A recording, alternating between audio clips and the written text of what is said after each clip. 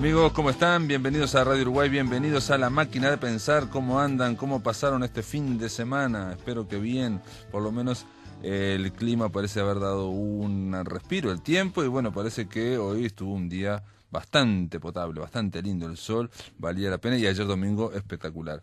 Arrancamos de una manera no normal en La Máquina de Pensar, porque estamos escuchando una mini canción, una canción muy chiquita, unos 40 segundos, de Héctor Numa Moraes, porque la semana en La Máquina de Pensar se la vamos a dedicar a Héctor Numa Moraes, la canción Interminable bajo la luna amarilla, titulamos de alguna forma esta semana dedicada a Numa. Numa tiene del disco No Volveré al Pasado, Numa canta en Nicaragua, es un disco de 1982, tiene 3 canciones que son como mini canciones de 40 segundos, a veces de 35, son musicalizaciones, como acostumbra muchas veces él a hacer, de un poeta nicaragüense, en este caso Ernesto Gutiérrez, que tratan de los colores, ¿no? Negro, amarillo y rojo. Hoy estaremos escuchándolas al comienzo de los programas de esta semana, dedicada a alguien que, bueno, que no necesita presentación, aparte es un compañero, un colega también de Emisora del Sur, pero sobre todo es alguien que, ese es un dato que no lo tengo, pero me gustaría saber cuántos poemas, cuánta poesía ha musicalizado Héctor Numa Moraes. En este libro de Numa Moraes, de Cortina a la Haya, un libro escrito en colaboración con Alfredo Escande, editado por Planeta, que lo leí la semana pasada, y la verdad que es un documento interesantísimo y sobre todo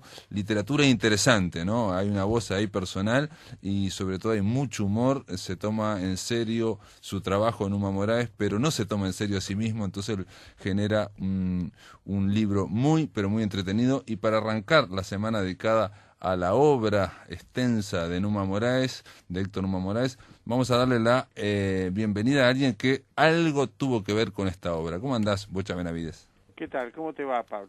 Bien, bien, bien, bien. Washington, Bocha Benavides, de alguna forma nosotros lo poníamos, Bocha, yo no sé si vos admitís el título, pero sos un mentor artístico de Numa Moraes. Bueno, tú sabes que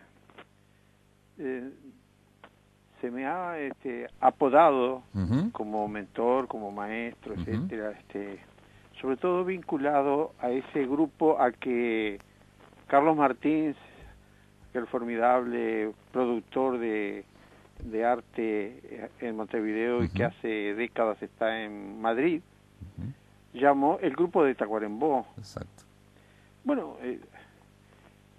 más que grupo era una serie de alumnos del profesor Benavides que iban a su casa allá en la calle 33 a visitarnos, y empezamos a reunirnos y a escuchar discos, casetes, leer libros y libros, y recibir afortunadamente material de Brasil a través de alguien que anda por acá, por Montevideo hoy, que es Chico Rodríguez, que era un estudiante, hijo de un coronel constitucionalista brasileño que tuvo que emigrar para Uruguay cuando el golpe del 64 en Brasil.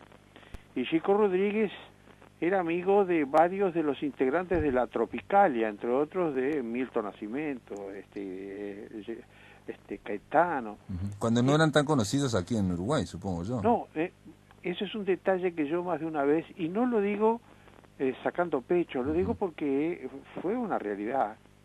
Cuando en Montevideo todavía se estaba en los, podríamos decir, en los estertores de la bossa nova, con grandes creadores, por supuesto, y algunos últimos registros formidables, Joao Gilberto, Vinicius, nosotros precisamente por estas vinculaciones estábamos con la Tropicalia, que era lo que podríamos decir una vanguardia de música y de poesía que en Brasil había relacionado a estos grandes artistas. Algunos ya los mencioné, como Caetano, como Milton Nascimento, como Gilberto Gil, y todo ese grupo formidable de María Bethânia y otras cantantes estupendas, Elis Regina, con la poesía concretista brasileña.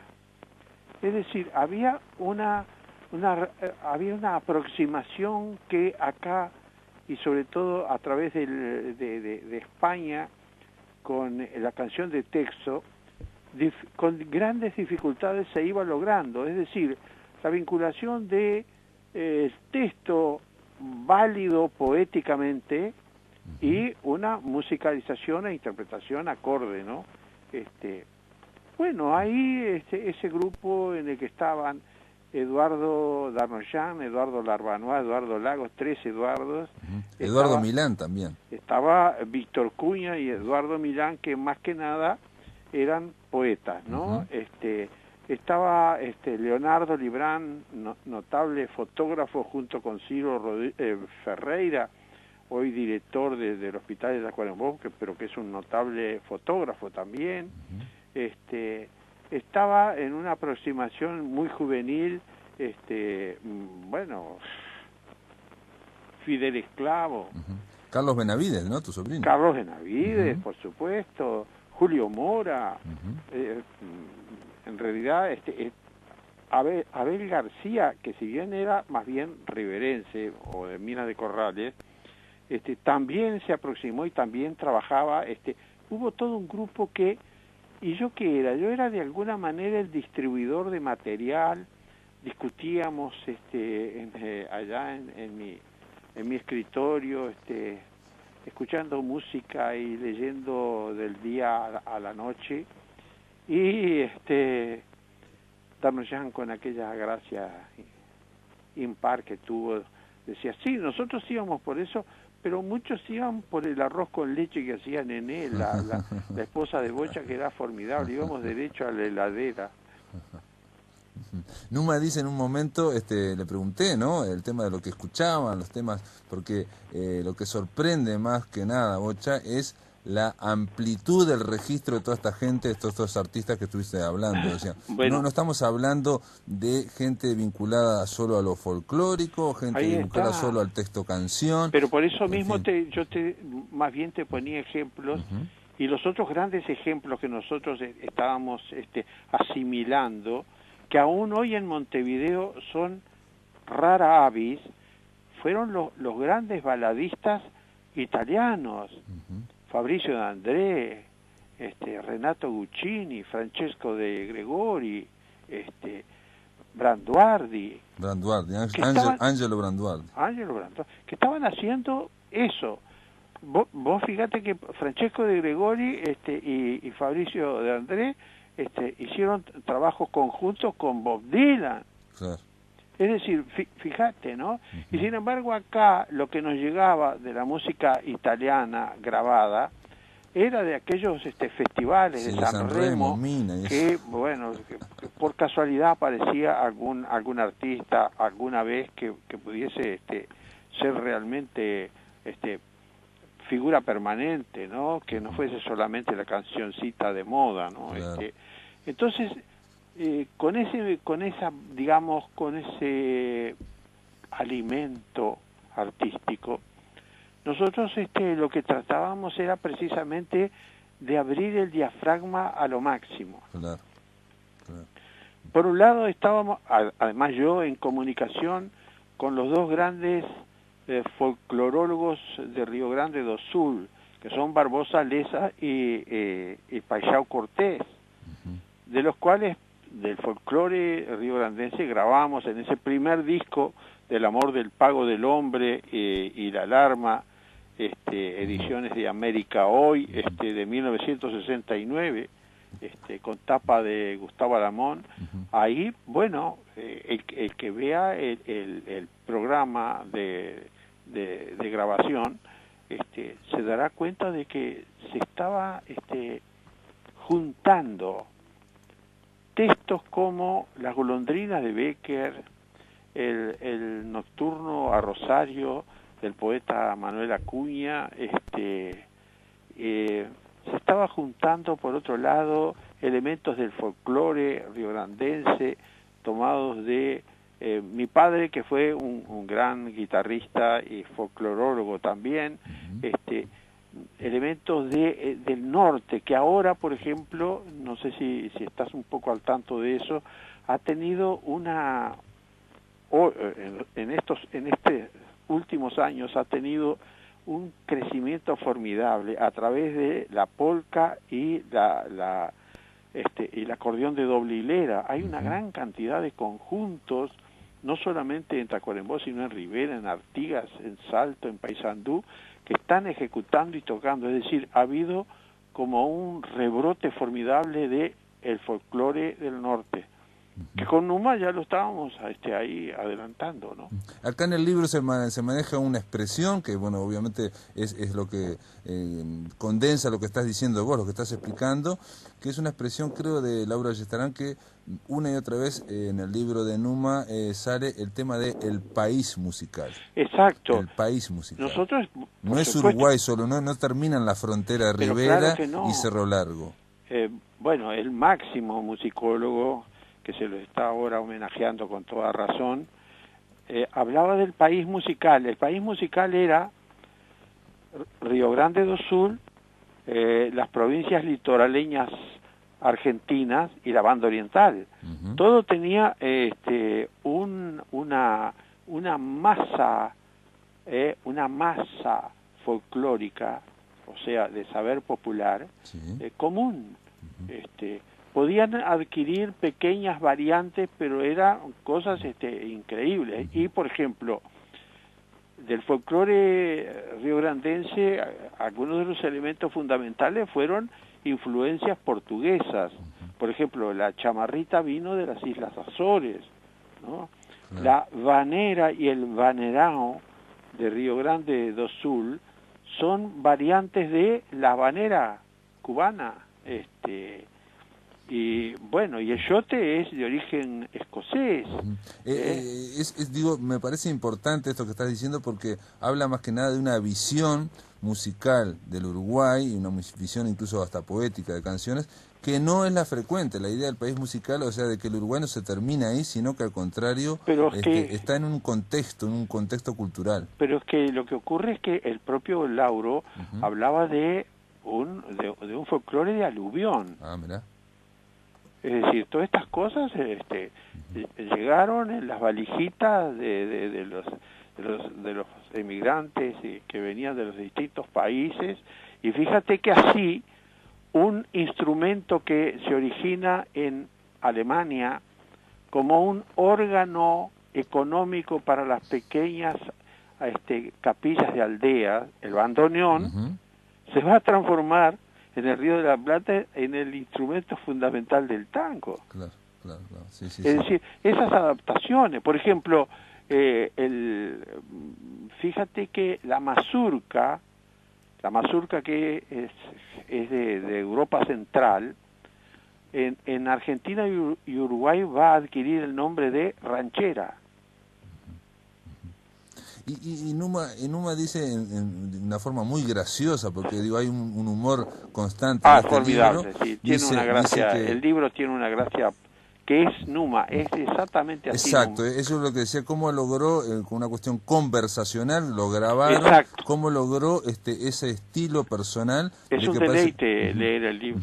Y entonces hay un tema que, digo, vos ya eras conocido, pero lo fundamental es que todos estos que hemos nombrado de alguna forma iban al liceo, y de alguna forma te veían de lejos, y Numa quería acercarse, porque habías publicado Las Milongas, y quería acercarse, y dice que no encontró mejor forma de presentarse que meterse en tu clase un día, no sé, y borrar todo el pizarrón para que quedara bien borrado. Él en cuarto año pasa a ser alumno mío, y justamente yo había publicado en 1965 Las Milongas, que es el libro mío más reeditado, ¿no? Claro. En el año siguiente recibe el Premio Nacional de Poesía, y se hace en el liceo, movido por una serie de profesores amigos, entre los que estaba la profesora Graciela Esteves, un acto de homenaje al libro, etcétera, y le hablan a Numa, que ya andaba con su guitarrita para arriba y para abajo, y él va a tocar una serie de canciones que realizó sobre textos de un comisario, Joaquín Almada, que era amigo de su padre, que también había sido comisario, don Héctor Numa, don Héctor Moraes, el padre, claro. y que le puso Héctor a Numa por mi padre, porque eran muy amigos mirá, con no mi viejo, sabía eso. claro, bueno, y canta ahí, después se me aproxima, me pide mi opinión, y yo le dije que cantaba y tocaba muy bien, que tendríamos que reunirnos. Eso para él fue, bueno, en esa época todavía andaba con una guitarrita que ni fundas tenía, y en su bicicleta, y bueno, y... No, lo gracioso a mí me causó gracia es que él dice que para quedar bien con vos te borró todo el pizarrón, y que vos sos alérgico a la tiza, y entonces no podías ni hablar. Yo soy alérgico al polvo, entre otras cosas, y entonces él va y pum, borra todo, y quedó una atmósfera llena de polvo de tiza que no pude dar la clase. Pero después, por supuesto, empezamos con él. Él fue en realidad, en más de un sentido, el iniciador de toda esa serie de alumnos que se aproximaron y conformaron al final ese mentado grupo de Tacuarembó. Algunos hablan del círculo de Tacuarembó. Yo estuve contando acá en este libro, digo, y voy a contar, pero no es exacto lo que voy a decir. La cantidad de canciones que musicalizó, de textos tuyos que musicalizó Héctor Numa Moraes. A mí la cuenta me da que son 102 canciones. Bueno, pero esa es la punta del iceberg, porque están las canciones que no están grabadas. Claro. Ahí está. Las que él de vez en cuando canta, o las que no fueron grabadas, claro, ¿no? Claro. Hay una cosa muy curiosa, poco antes de que él tuviera que tomarse los vientos por cierta actividad non santa, te das cuenta, sí, ¿no? Sí, tuvo que rajar. Ahí está. Habíamos hecho una serie de canciones, nos teníamos tan tanteado, como decían los gurises con las bolitas, que agarrábamos un texto y nos poníamos los dos a cantarlo y a tocar él la guitarra, y sacábamos volando cosas válidas, ¿no? Y habíamos empezado a musicalizar una serie de textos de Manuel Rugeles, un excelente poeta venezolano, del cual prácticamente después hicimos un disco para niños, Los niños son los que saben, que se pudo editar acá en Montevideo años después de haber sido grabado, porque Numa se tuvo que tomar los vientos. Bueno, y Numa se toma los vientos, y hay una canción que ahí quedó en uno de los casetes, que por fortuna teníamos unos viejos grabadores, una canción que es sobre un texto de Manuel Rugeles que se llama Ayer crucé la frontera. Yo terminé de armarlo con Eduardo Larbanois, y bueno, y lo grabaron Eduardo y después Mario, y Numa cuando regresaron las aguas a su cauce normal del 84 en adelante, Numa me dice, pero esta canción de contexto de Rugeles que hiciste, vos, decime una cosa, yo tengo unas ganas de cantarla. Está buenazo. Y entonces yo voy y le digo, abombado, si es tuya la música. Sí. Ya se había olvidado, ¿no? Entonces habla de que he musicalizado tanta cosa, pero que también, claro, ¿no? Y entonces le hice escuchar la grabación del trabajo que teníamos los dos cuando lo habíamos hecho esa canción, que es, por otra parte, preciosa. Hay una versión también de un gran músico español uruguayo que acá cumplió una tarea preciosa, Eduardo Brenja, y se fue para España, y él tiene fue un especialista en canciones sefardíes, pero grabó Ayer crucé la frontera, que es maravillosa la versión, ¿no? Bocha, ¿me esperás un minuto? Sí, adelante. Vamos a ir a una pausa. ¿Cómo no? Y después, a la vuelta, vamos a escuchar un tema que canta Washington Bocha Benavides junto con Numa Moraes, y es algo que tiene que ver con esta complicidad. No es no solamente que alguien escribe canciones y el otro las musicaliza rápidamente, sino que también Bocha es de uno de los pocos poetas uruguayos que canta, y vamos a escucharlo a la vuelta. Muy bien. En el aire de Radio Uruguay, La Máquina de Pensar. ¿Cuántos kilómetros faltarán para llegar al pueblo aquel, donde no falte el tibio pan donde te ofrezcan pura miel, a donde no te golpearán por religión o por la piel, por socialista o musulmán, te llames Gunnar o Raquel. Miras un campo de Mirabel, la trilla, polvo y tarantán. ¿Cuántos kilómetros faltarán para llegar al pueblo aquel? Un día, claro como un vergel, los corazones se abrirán, los pobres se repartirán el mundo, el vino, el pan aquel. No fantasía de anaquel, ni fortaleza de mazapán. ¿Cuántos kilómetros faltarán para llegar al pueblo aquel? La horca aún tiene su cordel, y hasta que sueñes prohibirán. ¿Cuántos kilómetros faltarán para llegar al pueblo aquel? ¿Cuántos kilómetros faltarán para llegar al pueblo aquel, donde no falte el tibio pan, donde te ofrezcan pura miel, a donde no te golpearán por religión o por la piel, por socialista o musulmán, te llames Gunnar o Raquel. Miras un campo de Mirabel, la trilla, polvo y tarantán. ¿Cuántos kilómetros faltarán para llegar al pueblo aquel? Un día claro como un vergel, los corazones se abrirán, los pobres se repartirán, el mundo, el vino, el pan aquel. No fantasía de anaquel, ni fortaleza de mazapán. ¿Cuántos kilómetros faltarán para llegar al pueblo aquel? La horca aún tiene su cordel, y hasta que sueñes prohibirán. ¿Cuántos kilómetros faltarán para llegar al pueblo aquel? ¿Cuántos kilómetros faltarán para llegar al pueblo aquel, donde no falte el tibio pan, donde te ofrezcan pura miel, a donde no te golpearán por religión o por la piel, por socialista o musulmán, te llames Gunnar o Raquel. Miras un campo de Mirabel, la trilla, polvo y tarantán. ¿Cuántos kilómetros faltarán para llegar al pueblo aquel? Un día claro como un vergel, los corazones se abrirán, los pobres se repartirán, el mundo, el vino, el pan aquel. No fantasía de anaquel, ni fortaleza de mazapán.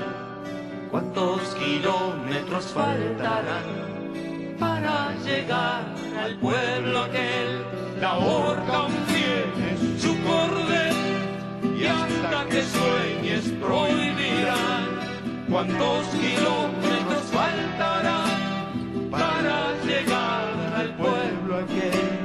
¿Cuántos kilómetros faltarán para llegar al pueblo aquel, donde no falte el tibio pan, donde te ofrezcan pura miel? ¿Cuántos kilómetros faltarán para llegar al pueblo aquel? Esta era la Filadelfia Real, uno de los temas más conocidos, yo creo, de Héctor Numa Moraes y Washington Bocha Benavides. Es el texto, pero estamos escuchando también a Bocha Benavides. Al principio lo lees y después cantás con Numa. Sí. Esto está en el disco El Muchacho Propone de 1987. Sí, ese fue un disco realmente muy valioso, que por desgracia, cuando se vende Orfeo no fue reeditado.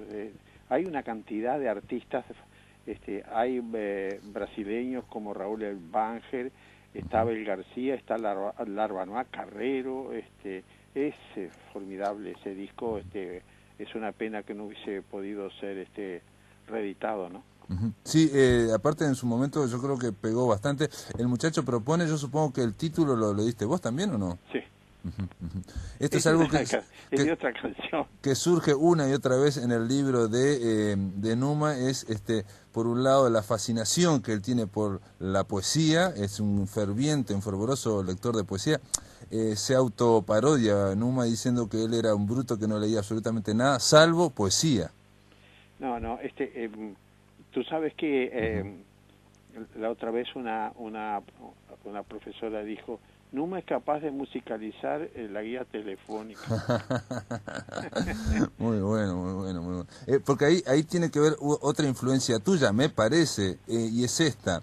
Por un lado, dijimos la de los 100 y pico de canciones que musicalizó, grabadas tuyas. Pero por otro lado, si vemos los poetas que ha musicalizado Numa Moraes, es el espectro, el diafragma, es muy grande, ¿no? O sea, Es está, inmenso. está Luis Palés Mato, por ejemplo, de Puerto Rico, hasta Pablo Neruda, o pasando por, bueno, Manuel Felipe Rugeles, que vos lo Nassim mencionaste. Hikmet, el Claro, gigante de ojos azules, que es exacto, una preciosa versión, que ¿no? aparte que después sacó el premio Nobel, ¿no? O sea, Sí. Manuel Picón, es decir, hay un montón. Es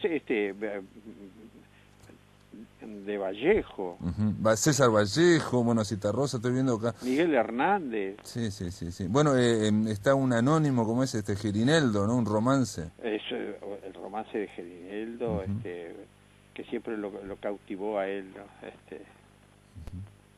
No, pero te das Ahí cuenta, tenías que ver un poco vos también, digo, no, Nicolás Guillén, pero lo está que ocurre, Jorge Isaacs, que es un escritor de Colombia, que es del siglo XIX, creo que es Jorge Isaacs. claro, es el autor de la más famosa De novela María. romántica colombiana, María. Ujú, ujú. Y en María, en la novela, está ese texto, Ah. que para grabarlo hay una anécdota formidable. Se grabó allá en La Batuta, ¿Sí? que estaba en el mismo al mismo nivel que la 30. Ajá. La Batuta, estaba en Rijaza, Grillo, y ahí se estaba grabando el muchacho propone. Ajá. Y entonces a nosotros se nos ocurrió, por ese aire que le fuimos dando de habanera muy romántica, incluir arpa. Y Azul Martorell, una arpista montevideana, se le habló y fue. Pero llevar el arpa esa y hacerla subir aquellos escalones interminables de la 30, del Palacio Salvo, fue impresionante, ¿no? Sí, sí, lo cuenta también que ahí Víctor Cuña y otro, no me acuerdo quién, sudaron bastante para subir el arpa. Hay otra Dale. anécdota, Pablo, Sí. formidable, ¿no? En determinada época fue representante de Numa Enrique Strásula. Ajá. Y hablando con el director de Orfeo, que era Abiotti, desgraciadamente después muerto, va Enrique y le dice a Abiotti, bueno, vamos a grabar un disco con Numa, dice, pero él va a necesitar un clavicordio. Un clavicordio, dijo Abiotti. Y fue y averiguó, y cuando se enteró de lo que podía salir un clavicordio, volvió y dijo, pero se volvió loco Numa Moraes. Y Enrique había hablado en el interín con Numa y le dice, sí, le quedó furioso por el asunto del clavicordio. No, le dice Numa, yo lo que necesitaba era un traspunte. ¡Ah! Impresionante. Aquí él cuenta una anécdota que después me la contó también, que es que se pusieron una vez a cantar con vos y que vos empezaste a leer poemas de Antonio Machado y lo iban musicalizando, lo iban como enganchando uno con otro. Eso era lo que te estaba comentando, que nos teníamos tan tanteados, como te dije, claro. que abrimos el libro de Antonio Machado, de la poesía completa, y empezamos a pasar las páginas. Ajá. Y lo increíble es que eso está en casete. La gente que escucha eso dice, ¿cómo eso va a ser una improvisación a primera lectura? Claro. porque para mí no era primera lectura, pero para Numa muchos de los poemas nunca los había visto. Claro. Entonces hay una cosa increíble, ¿no? Te pregunto, Bocha, digo, ya que te tengo acá, digo, vos has escrito canciones también para musicalizaron muchas canciones tuyas, textos tuyos, Carlos Benavides, y muchos más artistas. El vínculo que tenés vos, o esto que estás hablando del repentinismo que tenés con Numa, ¿lo tenés con otro? ¿Cómo pero es la claro relación? que sí, pero no de la misma manera, pero con el Darno también. Con el Darno, los dos fanáticos de Peñarol, en la vieja casona nuestra, no en la calle 33, de la vieja casona donde yo nací, estábamos escuchando un partido de internacional de Peñarol con no sé qué cuadro, mientras estábamos haciendo una canción. Y mientras hacíamos la canción escuchábamos, y por fortuna Peñarol le empezó a meter no sé cuántos goles al otro, y ya decíamos, uno más, bueno, vamos a seguir con la canción. ¿Y sabés qué? ¿Cuál era la canción? ¿Cuál? La canción de Muchacho. Mirá, la canción de Muchacho. La canción de Muchacho. Fíjate que con eso yo siempre lo planteo, trato de no mistificar, de que la creación es un estado poco menos que místico o cosas por el estilo. La creación es trabajo. Pero hay que tener también ese repentización que se habla en fútbol también, ¿no? Se habla. Y tenés que tener, ¿sabes qué? La experiencia que te da el trabajo. Es decir, él trabajando la guitarra y su voz, yo trabajando mi voz, porque yo estudié canto con el maestro Mujica, un gran maestro vasco que llegó a Tacuarembó, y había sido acá en Montevideo profesor de Tosar y de Carnevaro, para que veas qué nene era. Qué nene. Y bueno, yo con él estudié canto por la sencillísima razón de que era zurdo. Yo soy zurdo, me refiero a las manos. Entonces, papá intentó, dice, bueno, te cambiamos todo el cordaje, o tratá de tocar con la derecha, pero no, yo me emperré y entonces estudié canto. Aquí hay un texto, digo, pues yo ahora no lo voy a citar de memoria, sé que lo voy a citar mal, no importa, pero hay una canción tuya, un texto tuyo que se llama Provinciano, donde Numa canta y dice en algún momento que tarde o temprano vas a encontrar con un Rubén Lena o con siempre encontrarás un Rubén Lena y un Víctor Lima al fin del camino. Al fin de tu camino. Bueno, qué suerte que Numa te encontró a vos, Bocha, ¿eh? Bueno, y qué suerte que yo lo encontré a él y a todo ese formidable grupo, ese ramo de creadores, cada uno en su línea, baladística, neofolclore, etcétera. Qué suerte que nos encontramos todos y que eso se tradujo en obra, porque lo fundamental es crear. Claro.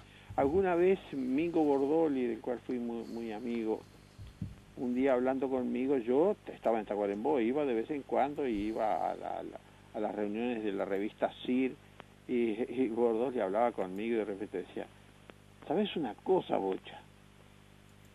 Vos tenés un don. Nosotros nos reunimos en un café, nos tomamos no sé cuántas grapas, resolvemos todos los problemas del mundo y al otro día no nos acordamos de nada. Vos esto no lo hacés y escribís. Muy bien, es exacto, y que quedó registrado, y bueno, y aparte seguís en actividad, siguen Numa en actividad, siguen todos, por suerte. Por supuesto. Te agradezco muchísimo, Bocha, y poder de alguna forma abrir esta semana dedicada a Héctor Numa Moraes, que vamos a estar hablando. Lo merece. Sí, vamos a tratar de como viendo. Merecen otros grandes creadores que él los menciona, porque otro de los aspectos formidables de Numa es su amplitud, Sí. Bueno, y el libro es importante porque, por lo menos a mí, me hizo conocer un universo de la canción que yo no conocía de los años 50, previo, digamos, a Citarrosa, previo a los limareños. había un mundo musical palpitante y Pero aparte claro que después sí, quedó como ¿cómo borrado, no? ¿no? Como quedó como borrado. Néstor Feria, los hermanos Gamarra, las hermanitas Méndez. Sí, un Alan Gómez. Bueno, Alan Gómez acaba de fallecer hace poco en Artigas, es un gran creador. Claro, claro. Te mando un abrazo y gracias por estar acá en La Máquina de Bueno, Pensar. para ti y para Germán, un abrazo. Chao, chao.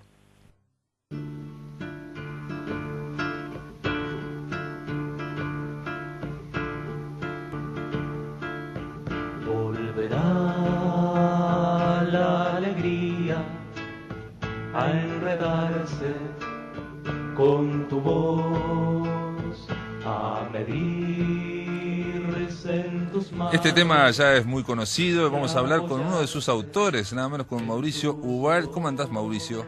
¿Cómo te va? Un saludo grande para vos, para tu programa, para la audiencia.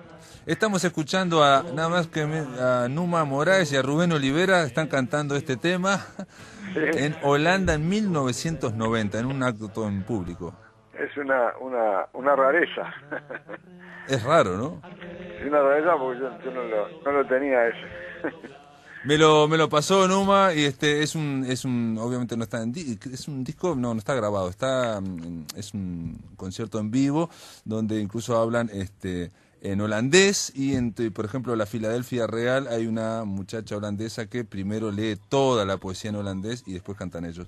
Mauricio Ubal, vos sos no solamente músico sino también editor de alguna forma y estás vinculado uno de los últimos, una antología que sacaron del año 68 al 73 con Numa. Sí, en realidad el trabajo con Numa en Ayuí arranca hace muchos años. Ajá. Te diría que a fines de los 80 nosotros editamos en ese momento un disco precioso en vinilo que se llama Norte. Ah, Norte, claro. Ese fue el primer acercamiento que tuvimos editorial con Numa.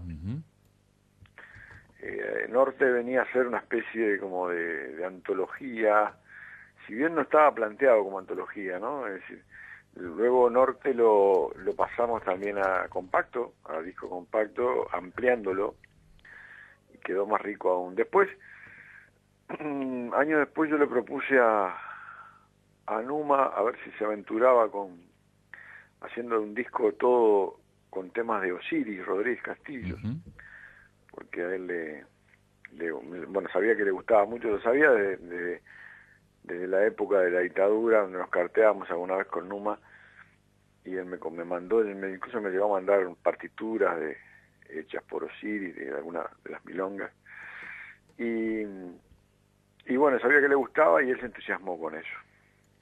Y después vinieron 3 discos más,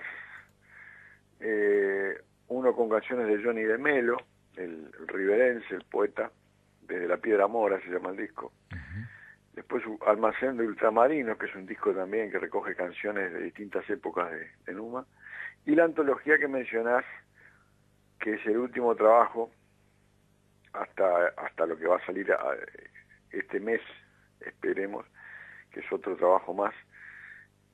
Pero la antología también es una propuesta que le hicimos a Numa de acercarnos buena parte de aquel material que había quedado de sus primeros trabajos, de aquel disco precioso del amor, el Pau y el hombre, y la alarma del amor del Pau y del hombre, ¿no? Y la alarma, por un lado, que era un disco con 2 nombres. Ese es el primer disco, sí.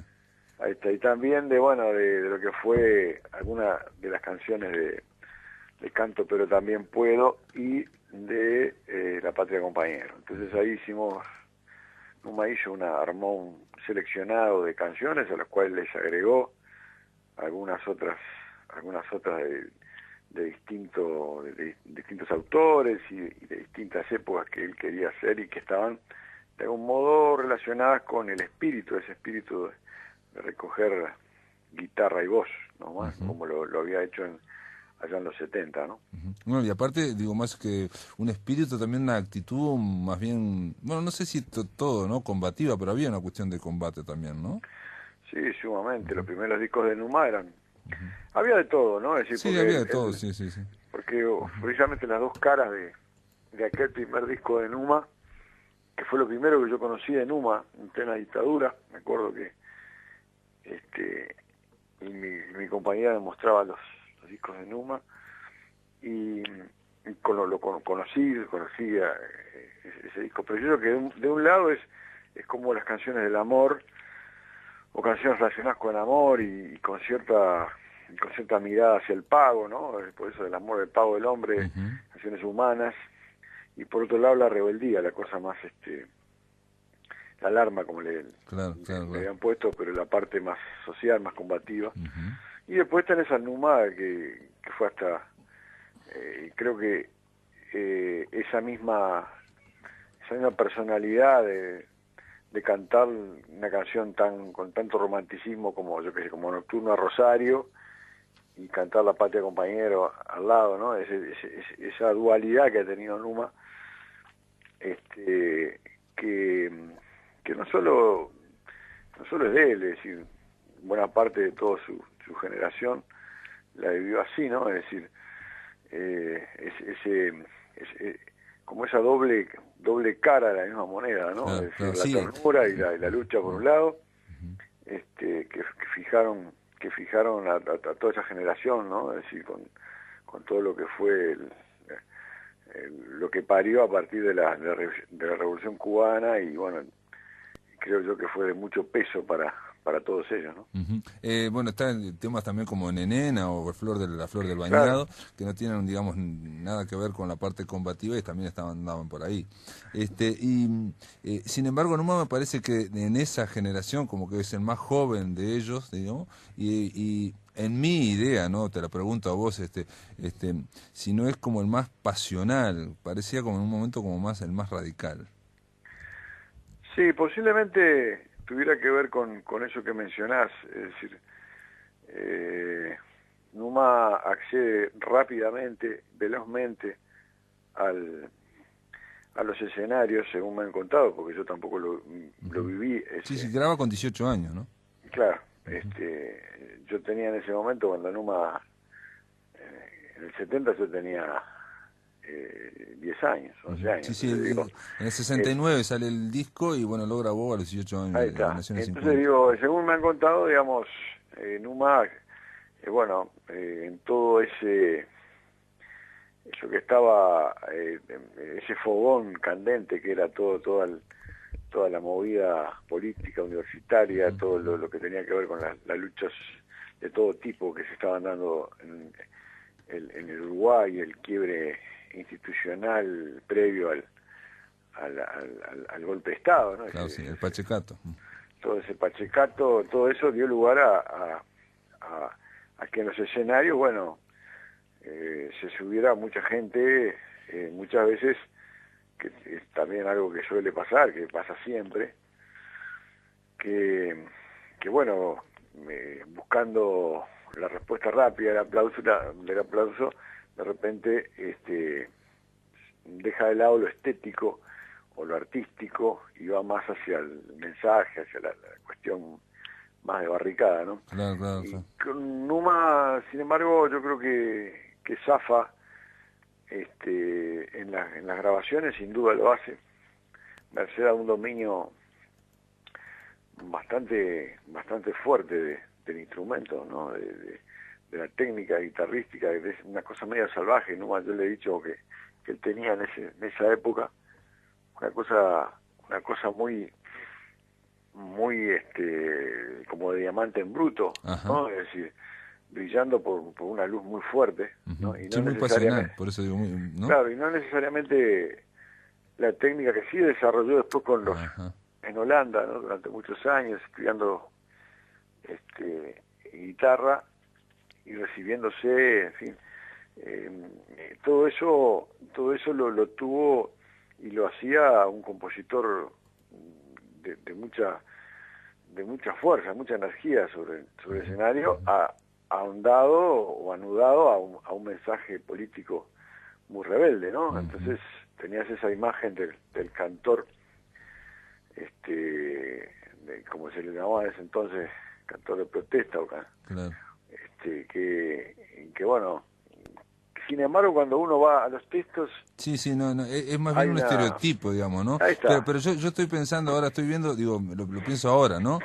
No es lo mismo empezar a grabar como los olimareños en el 62 o en el 64 que empezar en el 69, ¿no? El 69 era otra chispa que había también, ¿no? Era otra chispa y era otra urgencia, ¿no? Claro. Y era otra urgencia por decir cosas, por marcar cosas, y además ya estaba el camino que venían marcando sus otros colegas, ¿no? Estaban Biglietti, Citarrosa, los olimareños, Yamandú Palacios, Carvajal, todos marcando toda una manera de decir que además era muy rica, ¿no? Es decir, muy variada, porque también es un estereotipo hablar de eso como que todo era, si uno va a los discos, realmente los discos son un emporio de hermosas canciones, ¿no? Hay un piso cancionístico ahí que un poco fundó todo quebró la cancionística uruguaya en los 60, ¿no? Numa lo que aclara acá en el libro de Curtina La Haya es que no era lo mismo lo que él cantaba en las esquinas, en los comités de base, digamos que había otro tipo de material que el que llevaba a la grabación. O sea, cuando llevaba el disco, ahí se hacía se separaba la paja del trigo. Exacto, y seguramente ahí tuvo la mano de Benavides, ¿no? Claro. No solo de Benavides, también Numa en ese momento tenía un espejo muy grande con Biglietti, y es muy probable que le pesara también la opinión. No te olvides que Biglietti, creo que presenta algunos de sus discos. Sí, presenta el segundo disco, y aparte él lo plantea aquí, lo que decís vos, ¿no? En el libro, que sus dos referencias son Biglietti en lo musical y Bocha Benavides en lo artístico, en las letras, ¿no? Entonces digo, claro, eran dos tipos muy diferentes, tanto el Bocha con respecto a Biglietti, diferentes en cuanto a cómo veían, creo que incluso lo estético en muchos sentidos, pero por otro lado era cualquiera de los dos muy rigurosos. Exacto, eso estaba pensando, los dos tenían en común el rigor y el tema de prepararse para hacer, ¿no? Exacto, y de dejar en claro que que eso que quedaba grabado de algún modo merecía quedar grabado, ¿no? Es decir, y no era la calentura o lo circunstancial pesando sobre lo artístico, que es uno de los problemas cuando vas a la canción más de barricada, ¿no? Mauricio, para terminar un poco la charla y terminar hoy el primer día acá dedicado a Numa Moraes, está a punto de sacar un disco por allí, vos decís que sale el mes que viene, ¿cómo se va a llamar? ¿Qué es lo que tiene? Mira, el disco se llama Así Nomás, Así Nomás, y el Así Nomás tiene que ver en concreto con una canción que hicieron Numa a medias con Alfredo Citarrosa, de ahí sale, pero también tiene que ver con esa continuidad de Numa con su guitarra solas, ¿no? Con Despojado, ¿no? Yendo al hueso del asunto, a lo que fue su primera forma de comunicar, ¿no? Es decir, la voz de Numa junto al instrumento de la guitarra, y es una de las cosas que creo que mejor sin duda le sale a Numa, ¿no? Es decir, el potencial mayor de Numa está en esa especie de tejido que crea entre melodía, texto y la guitarra, ¿no? Es decir, creo que ahí está el Numa más importante, el que más sobresale, más allá que después lo puedas vestir a muchas canciones, las puedas vestir con buena ropa, pero digo, él cuando está haciendo las canciones, ahí en esa tesitura que te decía recién, es donde queda la cancha armada del mejor Numa Moraes, ¿no? Sí, aparte tiene un talento, no sé, una característica que no sé si es tan habitual, te lo pregunto ya porque estamos terminando, pero que es la capacidad de musicalizar tan rápido, que tiene muchos textos, ¿no? Sí, bueno, eso es una tarea que Numa ha desarrollado, y bueno, hay que ver lo que extrae de ahí, como todas las cosas, ¿no? Es decir, hay como un entrenamiento, es decir, de todos modos, yo creo que Numa termina después, como siempre hace uno, eligiendo determinadas cosas, o tal vez reconstruyendo algunas cosas y volviéndolas a hacer, porque en los hechos Numa no tiene 104 discos. No, pero tiene un montón de canciones. Sí, Hay un nivel de selección que creo que es fundamental siempre en lo artístico para separar las cosas, ¿no? Pero Mauricio, pero de todas formas, digo, no vamos a discutir porque ya se terminó, pero digo, no es, digo, hay songwriters o hay cantautores que son muy prolíficos y hay otros que no, digo, por ejemplo, Exacto. Leonard Cohen se encontró con Bob Dylan y dice, él no me dijo que su canción la hizo en 15 minutos y yo no le dije que yo la hice en 2 años, dice, ¿no? Leonard Cohen, y bueno, son perfiles distintos, ¿no? Totalmente. Totalmente, digo, hay gente con diferentes capacidades, diferentes... a veces la capacidad por un lado y a veces es que la persona no está dedicada plenamente a hacer eso. Claro. Sí, tiene hay otras cosas. De temperamento, de disciplinamiento, sí, correcto. Y cada uno además tiene su forma también de rigor, ¿no? Es decir, yo qué sé, cada uno, no es lo mismo cuando tenés 20 años, que hiciste 10 canciones, cuando tenés 50 que ya te va 100, y ya hay cosas que ya dijiste, ya hay cosas que no querés volver a decir. Y ahí empiezan a tallar el nivel de autoexigencia que uno tiene o que la sociedad, el entorno mismo le da, ¿no? Porque a veces también pasa con otros géneros, hay gente que te exige todos los días que tengas un disco nuevo. Claro. Y hay otra gente que no. Sí, son otros ritmos, sí, de acuerdo. Es como en poesía, igual debe ser igual. No, es lo mismo. Yo creo que también tiene que ver con una cuestión como de temperamento y de que quizás cada uno, bueno, hacer una especie de pacto consigo mismo a ver cómo puede sacar mejor. Pero bueno, es una cosa muy personal. Mauricio Ubal, te doy las gracias por ayudarnos de alguna forma a presentar a Numa Moraes esta semana y aparte por avisar que, bueno, va a salir este disco así nomás y lo cual es una alegría, ¿no?